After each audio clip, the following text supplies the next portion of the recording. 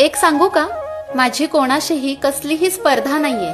माझ्या पुढे कोण चाललंय, कोण किती प्रगती करतय, या गोष्टींवर मी माझ्या आयुष्याची गती ठरवत नाही. उलट इतरांबद्दल चांगलं ऐकून मला अगदी मनापासून आनंद होतो, दुःख कधीच होत नाही. कारण मी माझी ध्येय, माझी स्वप्न आधीच ठरवली आहेत. ती कधीपर्यंत पूर्ण करायची हे मला माहितीये आणि तिथपर्यंतचा मार्गही मी स्वतः बनवतीये. खरं तर माझा हा प्रवासच मला खूप आवडतो आणि यामुळेच सतत आनंदी, समाधानी राहणं मला सहज जमतं. आपण स्वतःची तुलना दुसऱ्यांच्या आयुष्याशी करू लागलो ना, की मग खरं दुःख सुरू होतं.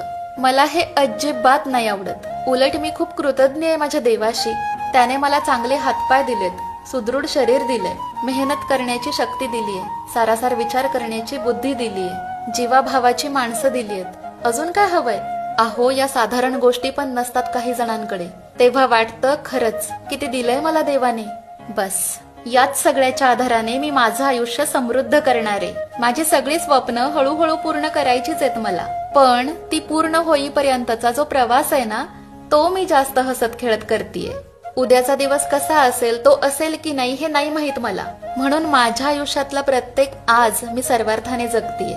हो, मी अशीच आहे आणि म्हणूनच माझी कोणाशीही कसलीही स्पर्धा नाहीये.